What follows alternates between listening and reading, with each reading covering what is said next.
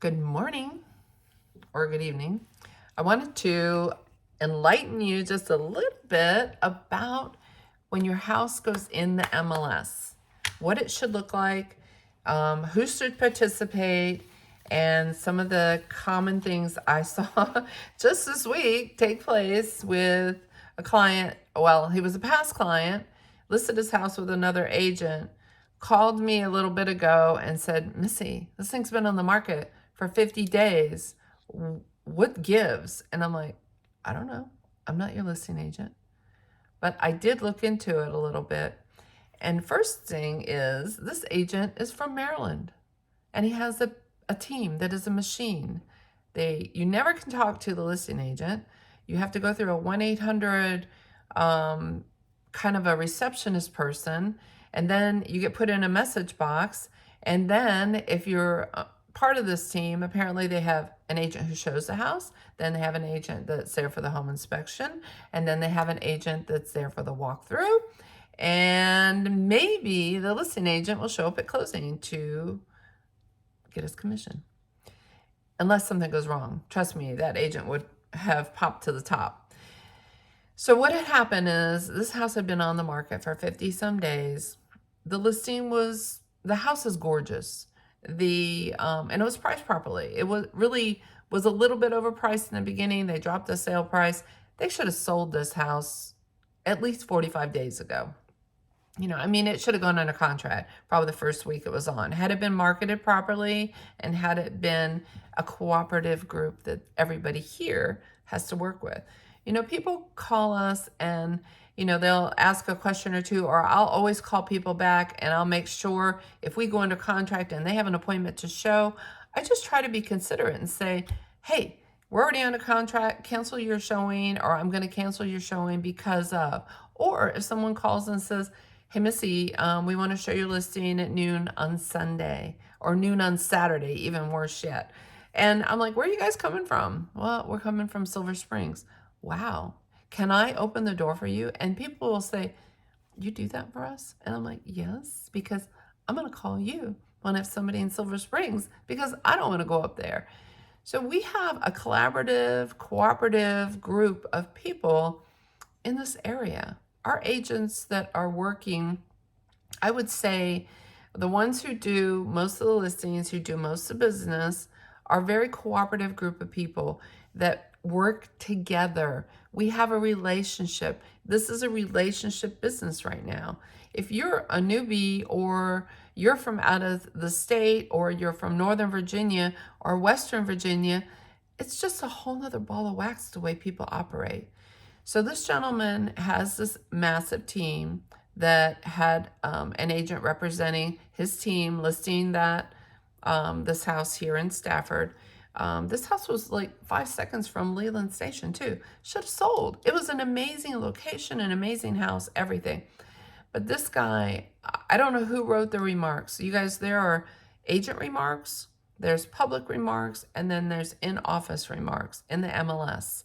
So when I put something in agent remarks, it may well say, client has a dog, dog will be in the crate, please take your shoes off, whatever. Those are a little more agent things. The rest of the world doesn't need to know that.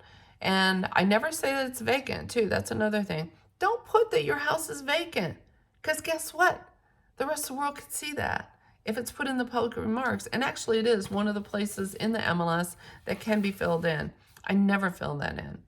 The other thing this person had done, this mega team, cut the buyer agent commission. Don't cut the buyer agent commission. That person is working their butt off right now. They may not have paid to have your home inspected initially. They may not have paid to have it staged or have professional photographer, which is what the buyer agent a lot of times does. But yet they're bringing you a buyer. And they may have worked with this buyer and lost out on multiple contracts right now. So they have earned their due, trust me. So do not cut the buyer agent commission. The other thing, you make sure that your listing is complete. The listing was not complete. You can put every single room in there. You can put every room measurement. You can put the flooring. You can put that you have a deck. You have a fence. You have a patio. You can put everything thing about your house. And if your listing is not complete, what is it that's missing?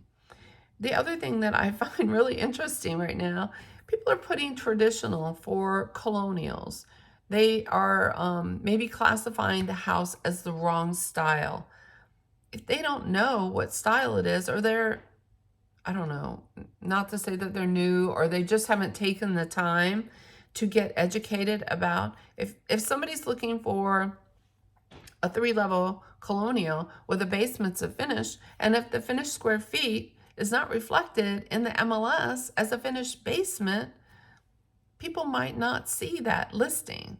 Because when people set up a search, if they get too tight on the criteria, and you may miss a listing or a house by half a bath because the agent didn't put the half a bath that's in the basement that's finished. You guys, these are all things that come with an educated, skill level professional. So those are the things I think that are important. And when you are, when our clients, I always send them the listing. It's a team effort. Before we make it live, I want to know everything I can know. And you guys live in your houses. So I want you to review and help me edit this listing so it's proper. The things that I think is the one thing that's always screwed up is the finished square feet. If your house has a finished basement, or you've done some finished work in the lower level and it wasn't permitted, it's not going to reflect on your tax record. So it's not going to self-populate like a lot of the stuff does. So it actually has to be added up and put in there. My photographer measures off every single room, so we know exactly what finished square feet are a part of that listing. So those are things that the bedrooms, the baths, obviously, the finished square feet, the type of the house it is, and then in your remarks, I would ask to see, what are your agent remarks? What are you telling these other agents? This guy had 28 additional pages, or some crazy amount of additional pages that if I were to put an offer in on this gentleman's house, the buyer agent has to fill out all these other documents. Why? To make your machine look golden? No. He did not sell that house in this area as quickly as he should have, because it was making it painful for all the other agents. And these folks here don't mess around. You know, if it's painful and it's not, you know, you're cutting their commission, you never know. I said, people a lot of times will avoid a listing because the commission is cut. Don't do that to yourself. Be smart about it. What your number, your bottom number, should not come from the agent's commission. It should come from what your equity is in your house. The agent who has a skill level, who charges you 6%, probably knows how to negotiate and actually present your house and market, as well as get the highest top dollar for you. If an agent's willing to cut their commission, what do you think they're willing to do for your value on your home? They don't care. They just want to sell your house so they can get a commission check to take to the bank. Think about that. Anyway, that's my preach for the day, you guys. I want to see you sell your home as quick as you can for the most money you can. And the only way to do that is to do it properly in the MLS and market it like crazy. Bye, y'all.